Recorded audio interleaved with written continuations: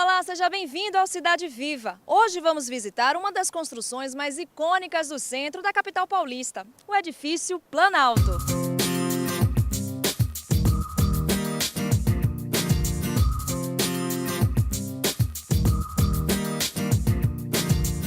Ao meu lado, Fernando Durão, artista plástico e morador do edifício Planalto. Ele mora em um dos 294 apartamentos e é um apaixonado pelo prédio. Tudo bem, Fernando? Tudo bem, Maria Rita, é um prazer te ter aqui. Fernando, quando você veio morar aqui, você veio morar sozinho? Já era casado? Me conta essa história. Isso ocorreu nos anos 70, em 70, para ser mais exato, foi 75. Eu comecei já a namorar o prédio, porque eu tinha alguns amigos aqui no Planalto, eu morava na Brigadeiro, próximo ao Paramount. E aí eu fiz essa opção, porque eu via uma grande possibilidade de viver e trabalhar também no mesmo edifício. O Planalto me oferecia essa condição de um espaço agradável e provocador também para a minha profissão. Ou seja, você morava super perto, então já acontecia uma paquera, né? Porque muitas vezes eu passo aqui também pelo edifício Planalto e fico paquerando o edifício, fico imaginando, poxa, como seria bacana eu morar nesse edifício tão bonito, tão histórico. Há esse flerte, né? Não, havia sim, e não era só porque eu tinha amigos dentro do Planalto, porque também eu tinha amigos onde eu vivia, na Brigadeiro Luiz Antônio. Foi, sem dúvida, a possibilidade de viver dentro de um prédio projetado com esse espírito arquitetônico do Artacho Jurado, né? Eu me senti assim, ter a possibilidade de viver dentro de uma obra de arte.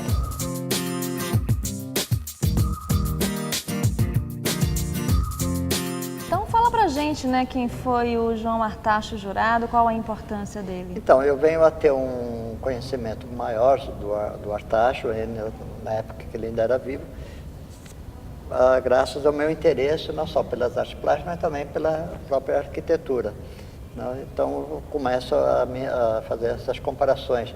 O Artacho surge numa época quando a base da arquitetura estava passando por um movimento modernista, né? Onde os arquitetos tinham uma preocupação de oferecer apartamentos funcionais, né? E com isso eles se ausentavam de um pouco mais de requinte, de glamour, de um trabalho até mais humanista. O Artacho, pelo contrário, ele vai na contramão, mas propositalmente, né? Ele era de certa forma, ele era um visionário, que depois de 50 anos a obra dele se torna até entre as mais importantes da arquitetura. Bom, o Artacho ele não era formado em arquitetura, mas ele tinha esse dom, né, de criar esses desenhos, essa arquitetura suntuosa. Eu acredito que ele não era realmente, nunca foi arquiteto, mas acho que o interesse dele pela arquitetura e como ele chega na arquitetura é através que ele era um desenhista. Ele, nos anos 50, os espaços de lazer das pessoas eram as grandes feiras. E São Paulo era privilegiado por grandes feiras, tinha feira de tudo, né? Feira de automóveis, feira de plantas, feira de móveis. E o Artacho desenhava os estandes para as feiras. Eu acho que com essas experiências ele foi descobrindo o conceito da construção, né? Embora ele estava construindo elementos que tinham um objetivo mais efêmero, mas eu acho que é a partir daí que ele descobre a sua vocação para a edificação. E aí ele arrisca e começa a desenhar prédios. A grande vantagem do Artacho sobre os outros arquitetos é que, em geral, o arquiteto trabalha para um cliente, né? Por mais que ele elabore, por mais que ele crie um desenho, ele está sujeito a grandes alterações, não só muitas vezes pelo preço que custaria o produto final, mas também porque quem vai decidir mesmo é o cliente. O Artacho, ele era o próprio cliente, né? Então ele tinha essa liberdade de poder criar e executar o que ele quisesse. Se ele determinava que a fachada teria tal desenho, mesmo encarecendo o projeto final, ele fazia. Como era esse processo dele? Por exemplo, aqui o edifício Planalto, ele comprou o terreno, né, aqui onde hoje existe o edifício, mas como é que fazia? Ele mesmo desenhava, contratava uma construtora, ele tinha uma construtora própria? Ele foi formando, existem várias histórias, várias versões sobre o Artacho. É um mito, né? Porque quando você vira mito, tem a história verdadeira, que às vezes ninguém conhece mesmo, né? E tem a história que as pessoas mesmo vão ampliando, vão criando. Mas o que me parece, fazendo um geral de tudo, as histórias que eu conheço, me parece que a preocupação dele realmente era essa. São Paulo estava começando a haver uma movimentação do fim das casas, né? Viver em casa começou a ficar muito caro, né? As pessoas envelheceram, as casas tinham uma manutenção muito alta, as famílias começavam a reduzir porque os filhos saíam de casa e as pessoas viviam em casas pequenas, em casas grandes, porém deterioradas e com pouca facilidade. Então surge em São Paulo esse conceito de começar a se viver em prédio com um pouco mais de conforto, com um pouco mais de qualidade, né? E com menos problemas que uma casa em geral traz individualmente, né? E o problema num edifício é um problema coletivo que às vezes é mais fácil de resolvê-lo profissionalmente através de uma administração. Mas estava começando esse movimento do ser humano sair das casas para prédios, para morar em edifícios. E juntamente com isso, então, eu imagino que o Artacho vê ali uma possibilidade de oferecer o que o mercado da arquitetura não estava oferecendo. O mercado da arquitetura estava simplesmente oferecendo um espaço físico para você viver. Ele queria oferecer um espaço agradável, né, glamouroso, um espaço que tivesse uma fantasia, onde você estaria igual ou melhor do que numa casa. Admirada com a beleza do edifício Planalto, há 36 anos a dona Zoradil escolheu um apartamento no 14º andar para morar com o pai, depois do falecimento da mãe. Ela lembra até hoje da primeira vez que entrou no prédio. Quando eu entrei aqui, tinha um tapete vermelho, sabe? Muito bonito, um tapete vermelho. Mas eu acho bonito o tapete, mas eu acho mais bonito o mármore. O mármore, que é um mármore italiano, do piso, né? E tinha os lustres também de cristal, sabe? Uns lustres lindos. Quer dizer, era uma coisa bem suntuosa. Era um sonho morar aqui. E eu sempre fui apaixonada por esse prédio. Hoje, a dona Zoradil mora sozinha no apartamento que ela mantém como a planta original. Para ela, são muitos os benefícios de morar no edifício Planalto, entre eles ter acesso ao vasto comércio existente nas imediações da rua Dona Maria Paula, na Bela Vista, onde fica o prédio. Mas é ótimo, nós temos de tudo. Nossa Senhora, tem farmácia, tem igreja, quem quiser rezar, vai para a igreja. Tem mercadinho, tem de tudo, gente. Olha, é uma verdadeira cidade dentro de São Paulo. A gente resolveu começar esse bate-papo com o Fernando em um espaço que é um diferencial, digamos assim, não só aqui do edifício Planalto, mas dos demais edifícios. Fala que espaço é esse, Fernando? Então, nós estamos nesse momento no tradicional salão de festas. Esse em particular, nós temos uma história bem interessante, porque aqui no início do edifício, entre os anos 50 e 60, ele chegou a ter uma capela permanente. Era comum, as pessoas se casavam aqui nesse salão. Não só faziam a festa, mas o casamento acontecia aqui. E de domingo tinha missa. Então tinha um padre praticamente permanente, dedicado ao Planalto. Então o Planalto tem esse diferencial, ele tem uma capela permanente aqui, onde era administrada a missa todo domingo. Esse espaço da capela ainda está preservado? Esse não, ele deve ter terminado, que eu saiba, no início dos anos 80 logo, né? Ou porque, eu não sei exatamente a história, ou porque o padre envelheceu, mudou, saiu da... e também a mudança das gerações. né? O perfil dos moradores também foi mudando, as pessoas envelheceram e o perfil foi mudando, né? E um centro cultural funciona aqui também, não é isso? Então, o Centro Cultural, na realidade, eu criei a convite de uma síndica anterior, em 2010, dada a minha experiência como curador de vários espaços culturais de São Paulo.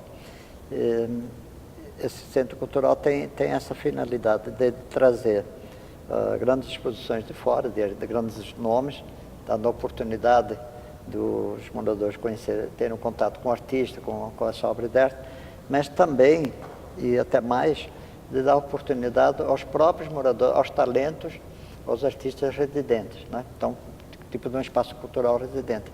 E tem muito, porque o Planalto tem essa vocação de atrair esse tipo de pessoas mais ligadas a profissões ou criativas, ou intelectuais, ou mais autônomas, mais liberais. Então, nós sempre tivemos aqui bandas que moram aqui. Há pouco tempo temos os Picanhas de Chernobyl, que era um grupo que só tocava música dos anos 70. A gente já gravou com eles em um outro programa, então, Revista da Câmara. Moravam todos aqui.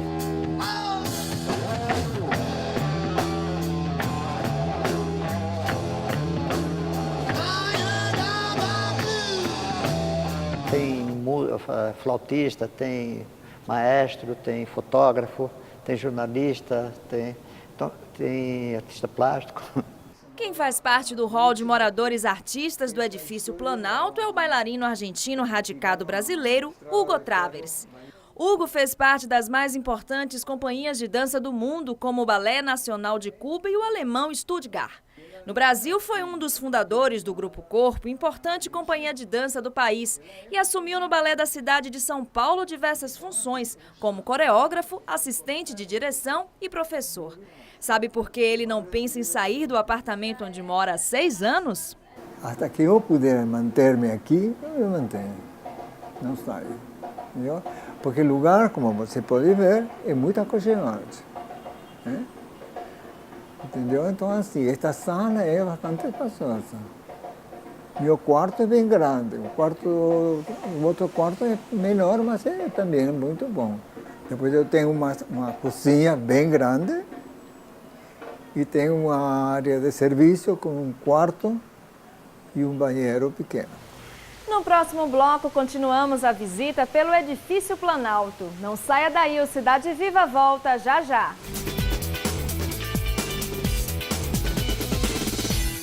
Estamos de volta com Cidade Viva, hoje visitando o edifício Planalto, uma das construções residenciais mais marcantes de São Paulo, localizada no bairro da Bela Vista.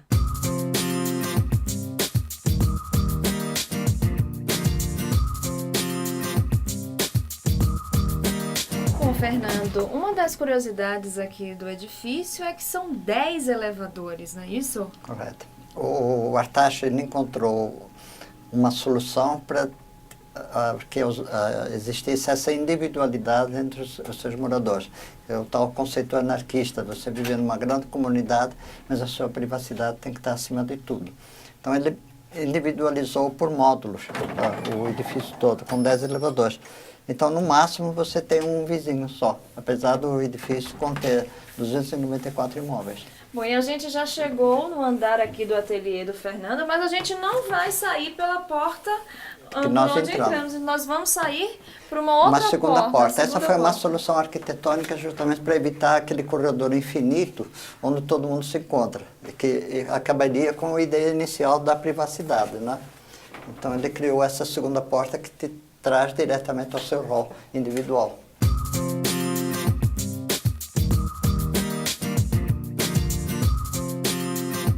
Além de morar, o Fernando também trabalha no edifício Planalto.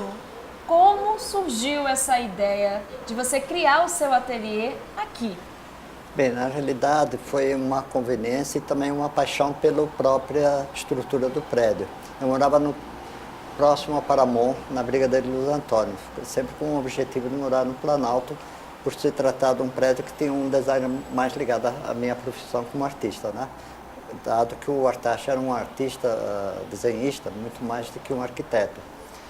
A minha opção de viver aqui foi muito importante nesse sentido, porque eu encontrei um paralelo de poder viver e, ao mesmo tempo, encontrar um espaço adequado que pudesse receber meu ateliê. Porque eu já tinha vivido dentro do meu ateliê, tipo ateliê e casa, não era ateliê, não era ateliê nem casa.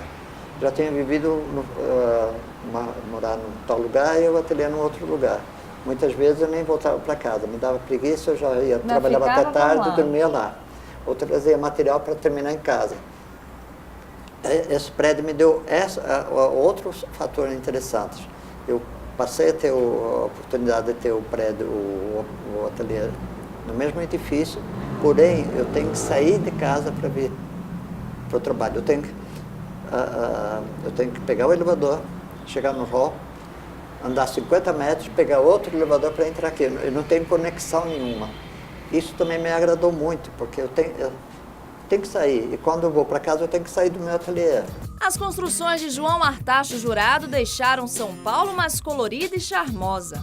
Além do edifício Planalto, ele foi responsável por outros projetos arquitetônicos na cidade, como, por exemplo, o edifício Viadutos, de 1956, localizado em frente à Câmara Municipal, o edifício Louvre, que há 59 anos faz parte da paisagem da Avenida São Luís, na altura da Praça Dom José Gaspar, e os edifícios Apax e Cinderela, ambos em Higienópolis. No total, são 13 prédios na capital paulista e um conjunto de casas no bairro Cidade Monções. O Artacho ele já tem uma ligação muito grande com essa influência das cores, do Rio de Janeiro, do carioca, do carnaval, de tudo que, né? Então isso estava também inserido dentro da sua criatividade. Ele começa a colocar isso nos edifícios. E é um grande sucesso, porque enquanto os modernistas, na arte moderna, oferecia apenas o funcional, ele oferecia você viver no glamour. Então, pelos depoimentos que eu já ouvi, muitas pessoas que viveram aqui no Planalto, que já faleceram pelo próprio tempo, que elas tinham realmente uma paixão assim de... cada vez que o Planalto, que o Artacho lançava um edifício, as pessoas queriam viver lá de qualquer jeito. Então, era sempre um objetivo, um sonho, um dia poder viver num prédio do Artacho Jurado. Mas eu acredito por causa desse conforto que ele oferecia, dessa coisa espiritual, né? Da cor, do desenho, do glamour. Falando em cor, esse mosaico de azulejos colore um dos espaços de convivência do edifício Planalto, o Pátio dos Três Portais. A ideia é que o local seja um ponto de relaxamento e lazer para os quase 800 moradores do prédio. Porque o nosso edifício tem 3 entradas sociais, na prática, né? Se acabou elegendo depois dos anos 80, apenas uma como principal, mas nós temos 3 entradas sociais. Então, dentro desse projeto do Artacho, eu recriei um espaço para retratar essa nossa fachada através desse painel, desse modal gráfico, os 3 portais. Daí o nome Pátio dos Três Portais. O conceito de pátio também é um conceito muito espanhol, né? Não só a arquitetura do passado na Espanha, mas a anterior, as famílias sempre tinham um pátio, um espaço de convivência, né? E a gente tentou reproduzir isso aqui no nosso edifício. Ou seja, trazer o passado, a história dos anos 50, mas numa nova leitura, uma leitura mais adequada à nossa época. Então daí surge o Wi-Fi, surge o conceito da música, né? E tem dado certo, as pessoas conseguem sair das suas casas e terem um pouquinho mais de liberdade numa cidade grande como São Paulo. As pessoas acabam, principalmente uma terceira idade, já não tem os seus compromissos com o mundo exterior, elas acabam ficando muito confinadas nos seus apartamentos. E ao termos esse espaço repensado, a gente consegue de novo fazer com que as pessoas se utilizem das áreas comuns de uma forma mais eficaz, né?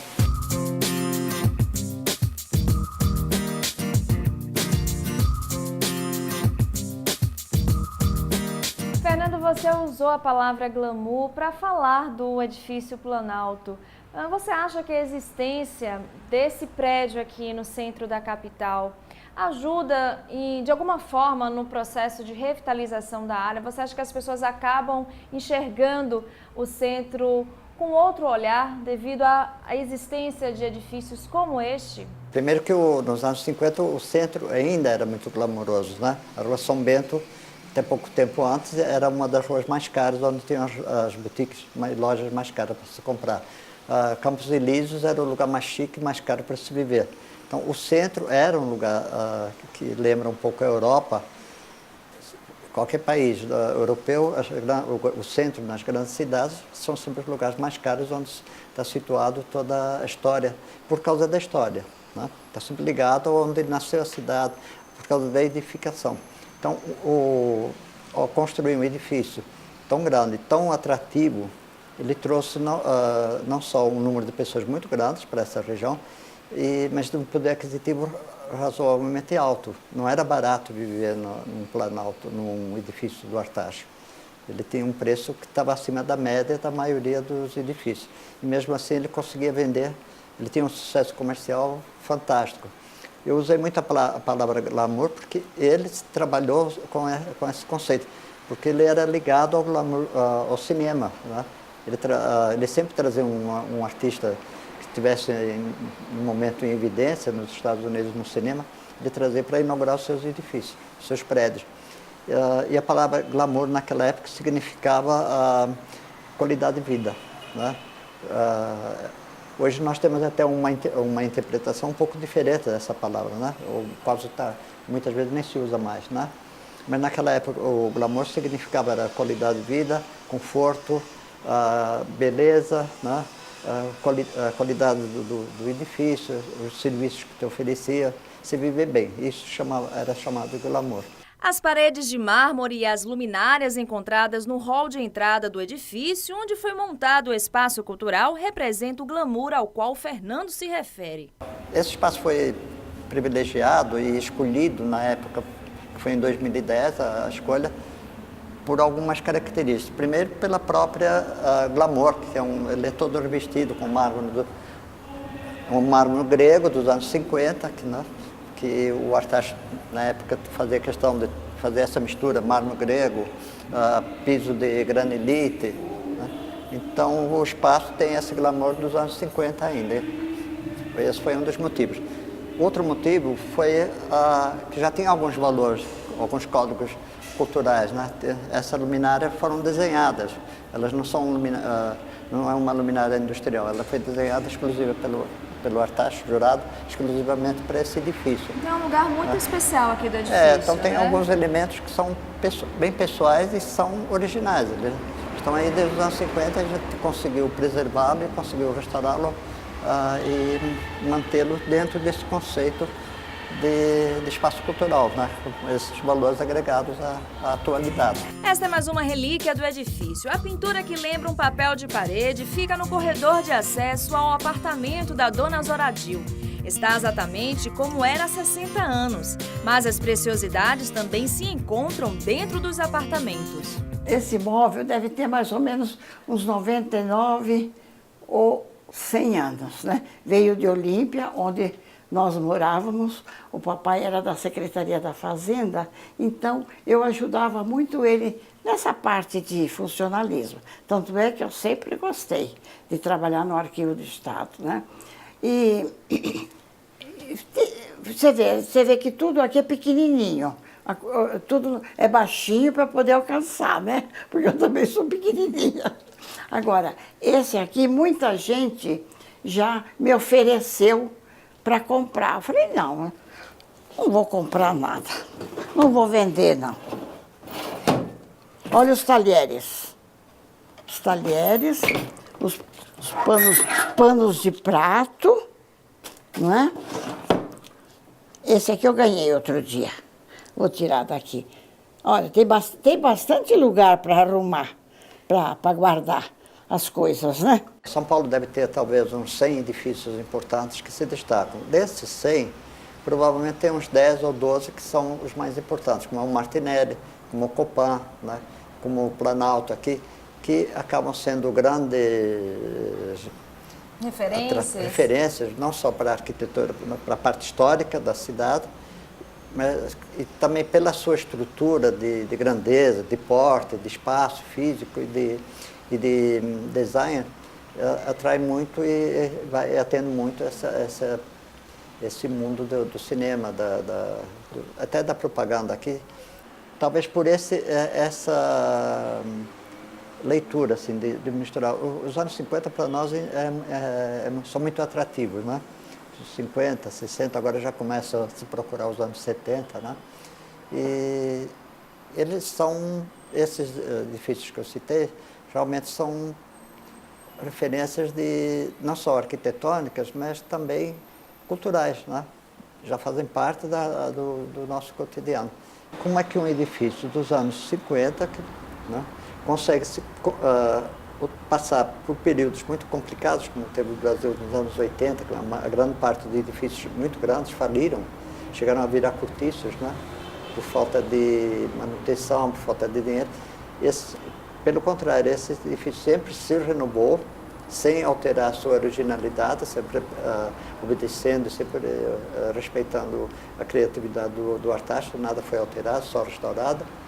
E ele consegue passar por momentos bons e ruins, ele consegue estar sempre atualizado, né, adaptando as suas áreas comuns a uma atividade mais atual, né, ou seja, um reuso do espaço sempre adequado às necessidades de hoje, e sem perder o link com esse período. Mesmo nos prédios mais atuais, dificilmente a gente tem uma área tão privilegiada, uma entrada, um hall social tão privilegiado como a nossa. Por exemplo, no espaço cultural, nós já conseguimos fazer aberturas que tinham 300 pessoas presentes.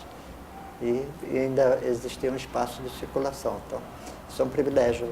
O Fernando, a dona Azoradil e o Hugo são personagens da história do Edifício Planalto, prédio que completou 60 anos em 2016 e que se tornou ao longo desse tempo um dos mais emblemáticos prédios paulistanos. Eu só falar aqui, você mora no Palhaço? Ai, no Edifício Planalto! Dá um certo orgulho, sim. Eu quero ficar aqui até quando Deus achar que para me levar. E do alto do Edifício Planalto eu encerro Cidade Viva de hoje. Espero que tenha gostado do nosso programa. Eu lembro que você pode sugerir um outro lugar de São Paulo para visitarmos. Escreva para o tv@câmara.sp.gov.br e diga que lugar é esse. Até a próxima. Tchau, tchau.